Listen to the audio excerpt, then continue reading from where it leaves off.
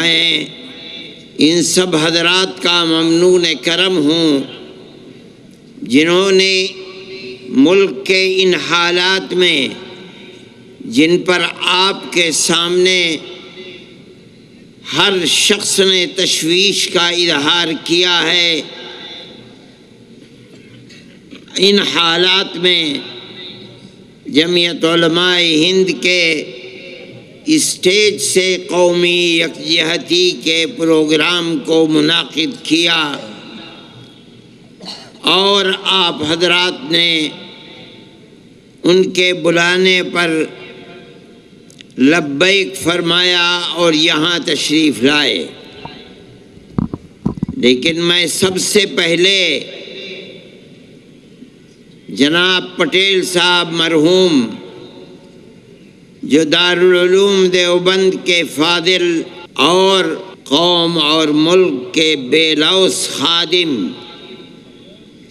جن کے رگ و ریشے کے اندر جمعیت علماء ہند اور اس کے اکابر کی خدمات پیوست تھیں، جمعیت علماء ہند ان کا اوڑھنا اور بچھونا تھی، وہ اس اجتماع کا کام کرتے کرتے ہم سے جدا ہو گئے۔ دنیا کو چھوڑ کر جانا تو ہمارا ایمان ہے کہ جس طرح وہ گئے ہم بھی ہر ایک دنیا سے جائے گا، لیکن محبت ایسی چیز ہے کہ اس ایمان کے باوجود کہ ہمیں بھی جانا ہے، جب ہمارا کوئی محبوب ہم سے جدا ہوتا ہے تو ہمیں اس کی تکلیف ہوتی ہے، لیکن اس کے سوا کوئی چارہ کار بھی نہیں ہے کہ ہم اللہ سے دعا کریں کہ اللہ ان کی بال بال مغفرت فرمائے، درجات کو بلند فرمائے، اپنی جنت میں جگہ عطا فرمائے، ان کے بچوں کی، ان کے پسماندگان کی، ان کے اعزاء کی اللہ نگہبانی فرمائے اور ان سب کی دین و دنیا کی حفاظت بھی فرمائے۔ میرے محترم بزرگوں اور دوستوں، جمعیت علماء ہند کے سلسلے میں آپ اس چیز کو سمجھتے ہوں گے، اور نہیں سمجھتے تو سمجھ لیجئے کہ جمعیت علماء ہند کوئی سیاسی جماعت نہیں ہے، جب تھی تب تھی ملک کی آزادی سے پہلے، لیکن ملک کی آزادی کے بعد اپنے تمام اکابر رحمہم اللہ نے، حضرت مدنی نے، مولانا ابوالکلام آزاد نے، مولانا حفظ الرحمان صاحب نے یہ طے کر لیا، حضرت مفتی کفایت اللہ صاحب نے، کہ اب جمعیت علماء خالص ایک غیر سیاسی اور مذہبی جماعت ہے۔ آج سے ہمارا ملک کی پارلیمنٹری اور اسمبلی کی سیاست سے ایک کوڑی کے برابر بھی کچھ لینا دینا نہیں ہے۔ ہم سمجھتے ہیں کہ سیاست میں بڑے نشیب و فراز آتے رہتے ہیں، اتار چڑھاؤ ہوتا رہتا ہے۔ ہم اپنی آنکھوں سے دیکھتے ہیں کہ وہ سیاسی پارٹیاں جو حکومت کرتی چلی آتی ہیں اور ملک پر ان کی گرفت ہوتی ہے، حالات کروٹ لیتے ہیں، جو کل اقتدار میں تھیں آج اقتدار کی کرسی سے محروم ہو جاتی ہیں، اور وہ سیاسی پارٹیاں جو اقتدار کے دائرے سے باہر تھیں حالات نے کروٹ لی اور وہ اقتدار پر آ کر بیٹھ جاتی ہیں۔ یہ نشیب و فراز ہم اپنی آنکھوں سے دیکھتے ہیں، لیکن میں یہ سمجھتا ہوں کہ جمعیت علماء کے اکابر نے ملک کی آزادی کے بعد جو فیصلہ کیا تھا اسی فیصلے کی وجہ سے جمعیت علماء ہر وقت ہر زمانے میں زندہ و جاوید ہے اور الحمدللہ ان کے نقش قدم پر چل کر روز بروز بڑھ رہی ہے، پیچھے نہیں ہٹ رہی ہے۔ حالات کیسے بھی ملک کے اندر آئیں، کیسے بھی نشیب و فراز آئیں، لیکن جمعیت علماء اپنی جگہ پر ہے اور اکابر کے طریقے کو اپنائے ہوئی ہے۔ جمعیت علماء ہند نے کسی وقت بھی ملک اور ملک میں بسنے والوں کے مفاد سے اپنی آنکھوں کو بند نہیں کیا۔ کسی کی بھی حکومت ہو، اقتدار کی کرسی پر کوئی بھی آ کر بیٹھے، ہمیں اس سے کوئی سروکار نہیں ہے۔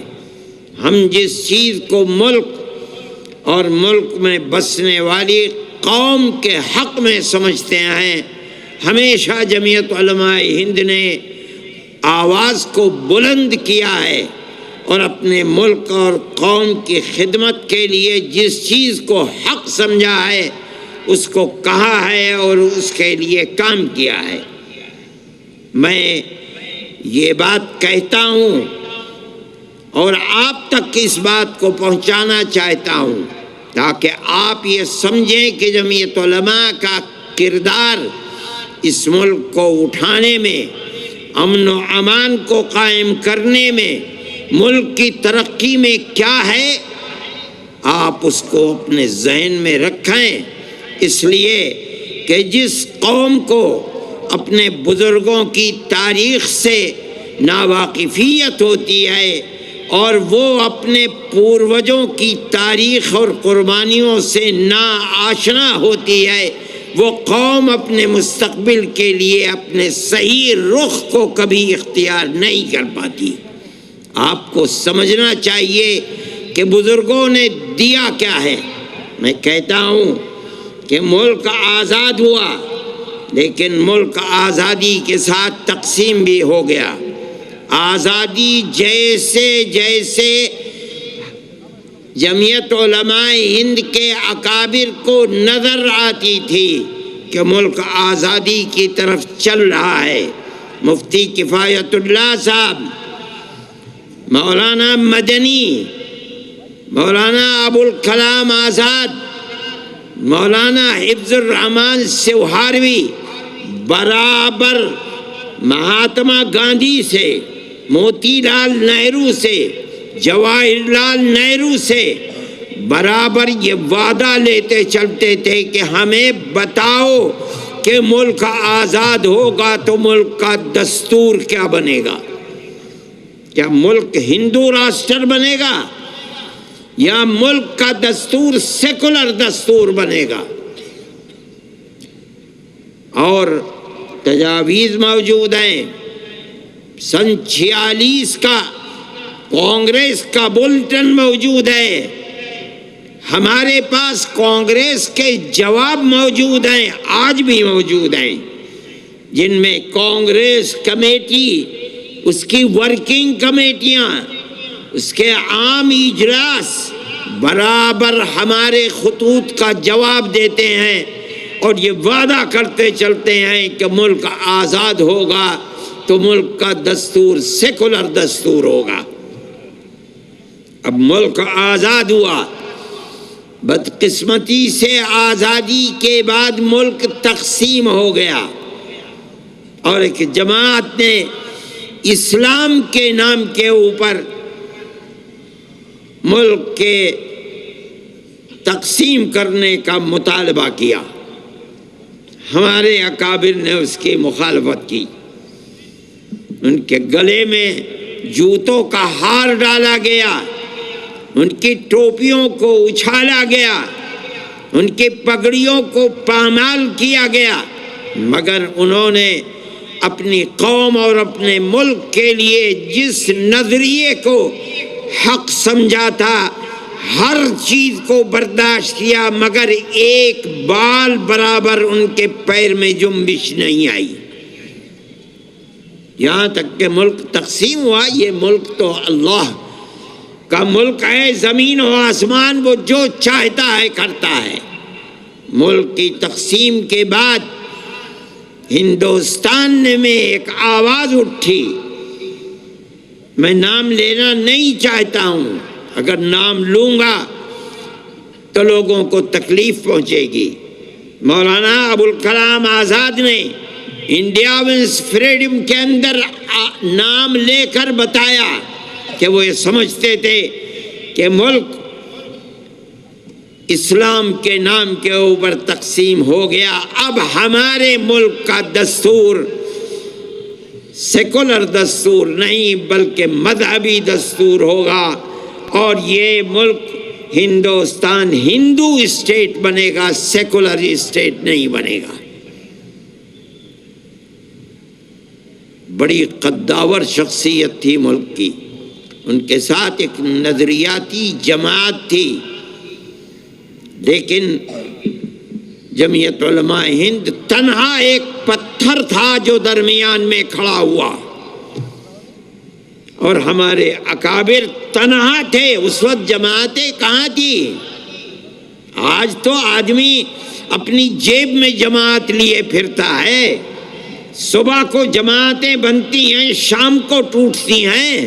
اس زمانے میں ملک کے اندر کوئی مسلم ایسی تنظیم نہیں تھی جس کے پاس 150 سال کی قربانیوں بھری تاریخ ہو۔ علماء کی جماعت تھی۔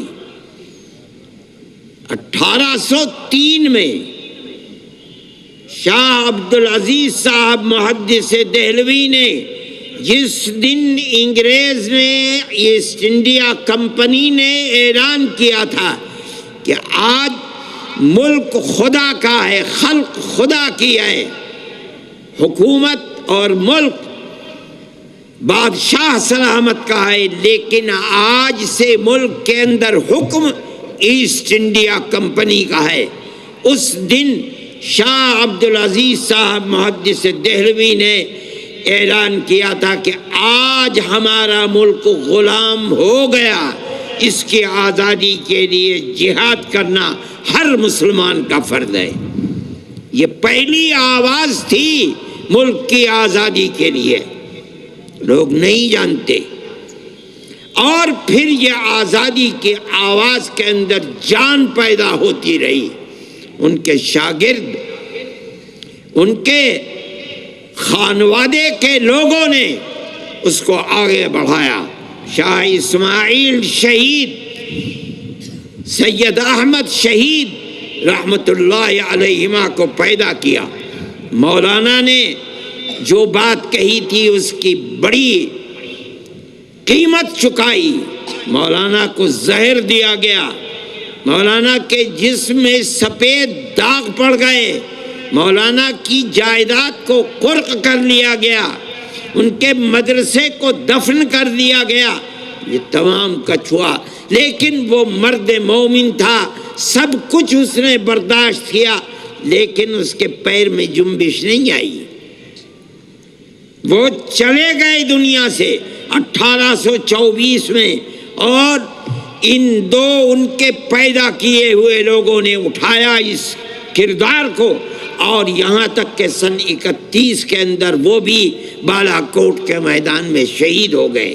ہندوستان کی آزادی کی تاریخ میں دنیا نہیں جانتی، ارباب سیاست بھی نہیں جانتے، سب سے پہلا جہاد آزادی سن 1831 کا جہاد آزادی ہے، لیکن جن لوگوں کے سینے کے اندر اپنے ملک کی آزادی کی آگ تھی وہ خاموش نہیں بیٹھے، انہوں نے ٹھیک 26-27 سال کے بعد پھر دہلی میں، میرٹھ میں، سہارنپور میں، سنبھل میں، مراد آباد میں، پنجاب میں پھر آزادی کی آگ جلائی۔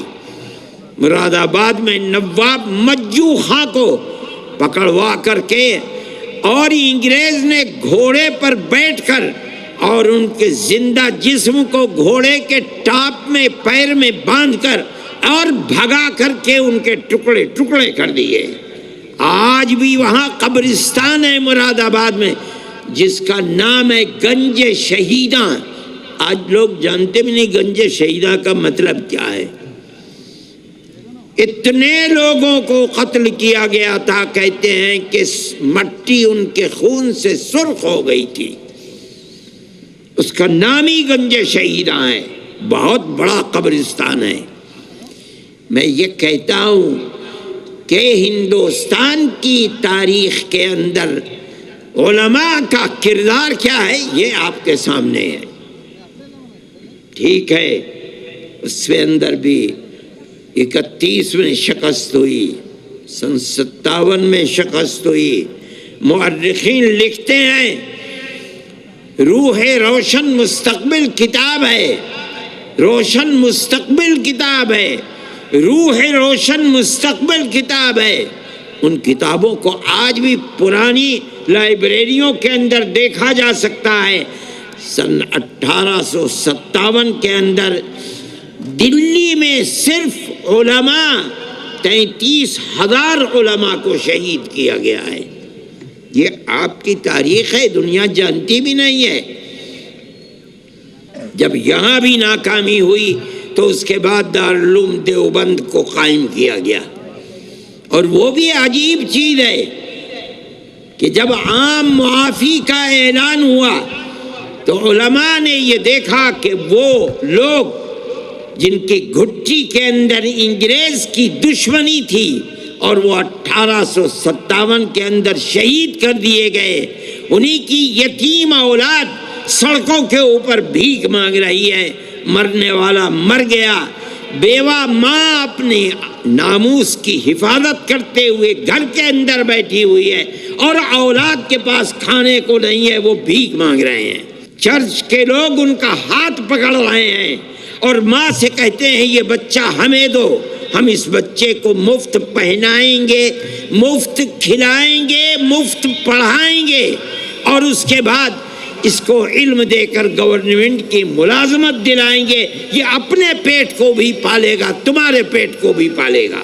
یہ ان کے لیے ایک بہت بڑی چیز تھی کہ جس کا باپ انگریز کی دشمنی کے ملک کی آزادی کے لیے اپنی جان قربان کر دیتا، آج انگریز اسی کے اولاد کو پکڑ کر اپنا وفادار بنا رہی ہے۔ یہ لوگ فقیر تھے، درویش تھے، ان کے پاس کچھ نہیں تھا۔ انہوں نے اعلان کیا، دارالعلوم دیوبند کی بنیاد ڈال دی سن 1866 میں، اور یہ کہا اپنی اولاد ہمیں دو، ہم اسے مفت پڑھائیں گے، مفت لکھائیں گے، مفت کتابیں دیں گے، کھانا دیں گے، اور مجاہد باپ کی اولاد کو مجاہد بنا کر دنیا کے سامنے پیش کریں گے۔ وہ اس میں کامیاب ہوئے۔ یہ حیرت کی بات ہے، انگریز اگر کہتا تھا کہ ہم اس کو کھانا روٹی دیں گے، پڑھائیں گے، اس کا دعویٰ یہ تھا کہ اس کی حکومت کے اندر سورج غروب نہیں ہوتا۔ ہندوستان کی دولت کو انہوں نے لوٹا تھا، وہ لوٹ رہے تھے، ان کے ہاتھ میں طاقت تھی۔ یہ تو درویش لوگ تھے، ان کے پاس صبح کا کھانا ہے تو شام کا نہیں، شام کا ہے تو صبح کا نہیں۔ ان کے اندر کہاں سے یہ طاقت پیدا ہو گئی؟ لیکن آپ یہ دیکھیے، اور 150 سال کی تاریخ میں اس کے اوپر غور کیجئے، ان کے پاس خود کچھ نہیں تھا۔ انہوں نے مسلمان قوم کو تیار کیا اور کہا کہ ان مدرسوں کی حفاظت کرو، مجاہدین کے ان بچوں کے لیے چندہ جمع کرو، مجاہد کی اولاد کو ملک کے آزادی کے لیے جہاد کرنے والا بناؤ۔ لوگوں نے اپنے دل نکال کر دے دیے، اور 150 سال کی تاریخ میں آج تک دنیا میں یہ قوم کہیں بھی بس رہی ہے، ان مدرسوں کو چلا رہی ہے۔ یہ ان کی کرامت ہے۔ انہوں نے قوم کو یہ پیغام دیا کہ اگر اس مدرسے کی حفاظت کی تو تمہاری آنے والی نسلوں کے دین و ایمان کی حفاظت ہوگی، اگر یہ ختم ہو گئے، ان کے دروازے بند ہو گئے تو تمہاری آنے والی نسلوں کے دین و ایمان کی بھی کوئی گارنٹی نہیں ہے۔ میں یہ بات کہتا ہوں کہ ملک کا وہ سیکولر دستور جس کے اندر اقلیت اور اکثریت نہیں بلکہ اس ملک کی حفاظت چھپی ہوئی ہے، ضامن ہے، وہ دستور ہے جس دستور کو جمعیت علماء ہند نے بنوایا ہے۔ جمعیت علماء ہند نے کہا کہ ہماری 150 سال کی قربانیاں ہیں، ہم آپ سے وعدہ لیتے چلے ہیں، آپ کی تجاویز ہمارے پاس ہیں، آپ نے یہ کہا ہے، ہم سے وعدہ کیا ہے کہ ملک آزاد ہوگا تو ملک کا دستور سیکولر دستور ہوگا۔ وہ تجاویز موجود ہیں کہ مسلمانوں کی مسجدیں محفوظ رہیں گی، قبرستان محفوظ رہیں گے، مسلمانوں کے تہذیب و تمدن محفوظ۔ ایک لسٹ ہے، میں تو یاد نہیں رہا ہے، میں وہ لے کر کے آتا، میرے تو بیگ میں رکھی ہوئی ہیں۔ آپ نے ہم سے وعدے کیے ہیں، ان وعدوں کو پورا کیجئے۔ اگر ملک کی تقسیم کے اوپر دستخط کیے ہیں، آپ مجرم ہیں، آپ نے دستخط کیے، ہم نے دستخط نہیں کیے۔ ہماری ٹوپیاں اچھالی گئی، ہماری پگڑیوں کو زمین سے روندا گیا، ہم کبھی پیچھے نہیں ہٹے۔ جمعیت علماء کا وزن تھا، یہ 150 سالہ تاریخ تھی، وہ لوگ تاریخ کے جاننے والے تھے، وہ سمجھتے تھے کیا بات ہے۔ جمعیت علماء کے سامنے انہوں نے گھٹنے ٹیکے اور ملک کو سیکولر دستور ملا۔ یہ سیکولر دستور اس ملک کی اقلیت اور اکثریت کے لیے خدا کی بہت بڑی نعمت ہے، اس پورے ملک کے لیے خدا کی نعمت ہے۔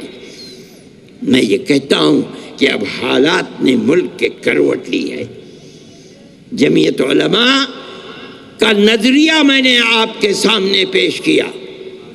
جمعیت علماء نے ملک کو سیکولر دستور دیا، یہی جمعیت علماء کا نظریہ ہے۔